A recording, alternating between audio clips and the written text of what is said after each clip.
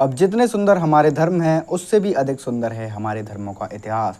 तो आइए आज जानते हैं सिख धर्म के बारे में और उसके इतिहास को। सिख धर्म में कुल 10 गुरु हुए हैं, जिनमें से सबसे पहले गुरु का नाम है गुरु नानक जी।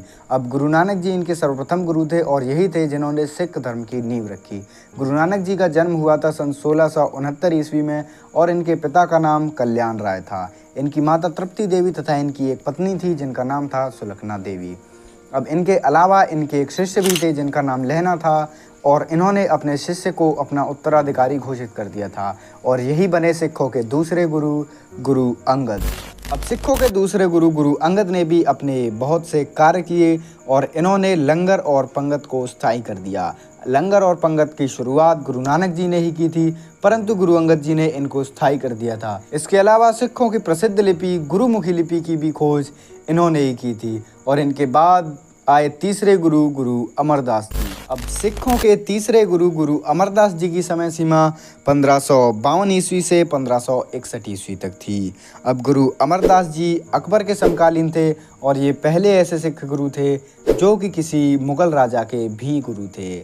जी हाँ, ये थे अकबर के गुरु और क्योंकि ये अकबर के गुरु थे तो अकबर ने इनकी बेटी बीवी बानो जी को 500 बीघा जमीन भेंट स्वरूप प्रदान की। अब इनकी पुत्री के जो पति थे उनका नाम था गुरु रामदास जी और जो थे सिखों के चौथे गुरु। अब गुरु रामदास जी का समय सीमा रही 1561 ईस्वी से 1581 ईस्वी तक।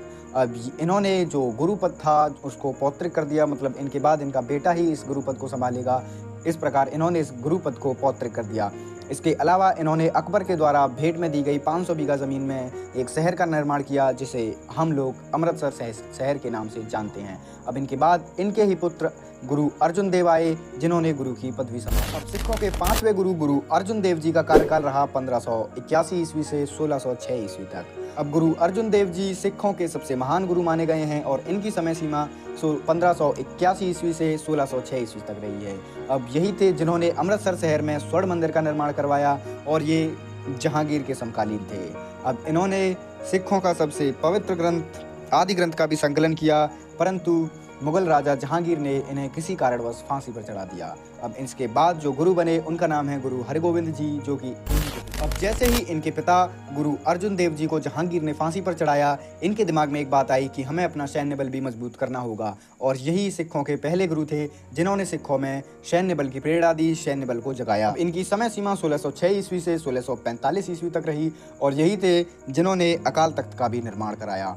अकाल तख्त का मतलब ये था कि जब भी किसी को परेशानी हो वो वहाँ पर आएगा और वो उन सिखों की मदद करेंगे। इसके अलावा इन्होंने रोहिला, कीतरपुर, हरगोविंदपुर और अमृतसर जैसी बहुत सी लड़ाइयों में प्रमुख भागीदारी निभाई और बहुत से युद्ध भी लड़े। और इनके बाद आते हैं सिखों के 7वें गुरु गुरु हरिराय जी। अब गुरु हरिराय जी की समय सीमा 1645 से 1661 ईस्वी तक रही। अब इन्होंने भी अपने कार्यकाल में बहुत से महान कार्य किए, परंतु इन्होंने अपना ज़्यादातर समय व्यतीत किया पैदल यात्रा की और लोगों को सिख धर्म के लिए प्रेरित किया, लोगों को सिख धर्म में परिवर्तित किया। अब इसके अलावा गुरु आए 8वें गुरु हरकिशन जी गुरु और ये सबसे छोटे गुरु माने जाते हैं। सिख धर्म के 8वें गुरु हरिकिशन जी। अब गुरु हरिकिशन जी को सबसे छोटे गुरु माना जाता है और वो इसलिए क्योंकि जब ये गुरु की पदवी पर बैठे, जब इन्होंने गुरु की पदवी संभाली तो इनकी उम्र महज 5 साल की थी। जी हाँ, ये सिर्फ 5 साल की उम्र में ही जो है तख्त पर बैठ गए थे, गुरु जी के तख्त पर। अब इनके बाद एक और गुरु आए जिनका नाम था 9वें गुरु और वे थे गुरु तेग बहादुर सिंह जी। के 9वें गुरु गुरु तेग बहादुर जी का कार्यकाल सन 1664 ईस्वी से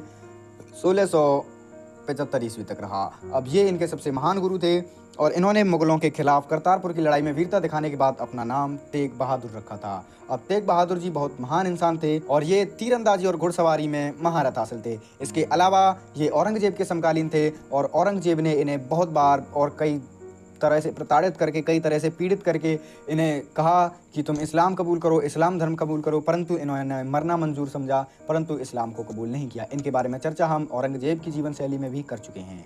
अब इसके बाद सबसे आखिरी गुरु और सिखों के सबसे आखिरी गुरु गुरु गोविंद जी। अब सिखों के 10वें गुरु गुरु गोविंद जी का कार्यकाल सन 1675 ईस्वी से 1708 ईस्वी तक रहा और इन्होंने ही गुरुपद था जो उसको ख़त्म कर दिया। इन्होंने मना कर दिया कि मेरे बाद कोई भी गुरु नहीं होगा और यही वो थे जिन्होंने खालसा पद्धति का निर्माण किया। इन्होंने खालसा पद्धति का निर्माण किया था 24 चैत्र शुक्ल पक्ष 10वीं विरोधी विक्रम संवत 1756 में। और वैसाखी के दिन आनंदपुर में इन्होंने खालसा का निर्माण किया था। अब इसके अलावा बहुत सारी जानकारी है जो छूट गई होगी, मुझे पता है, और लेकिन उस जानकारी को कवर अप करेंगे किसी और वीडियो के माध्यम से, क्योंकि ये वीडियो ज़्यादा लंबी हो रही है। और यही सब था सिखों का इतिहास और उनके 10 महान गुरुओं के बारे में। बाकी आशा करता हूँ आपकी वीडियो अच्छी लगी होगी। वीडियो अच्छी लगी हो तो वीडियो को लाइक करें, चैनल को सब्सक्राइब करें। ऐसी ही और रोचक जानकारियों के लिए मिलते हैं फिर किसी नेक्स्ट वीडियो में कुछ नए टॉपिक के साथ। आज तक की वीडियो में इतना ही। Bye bye.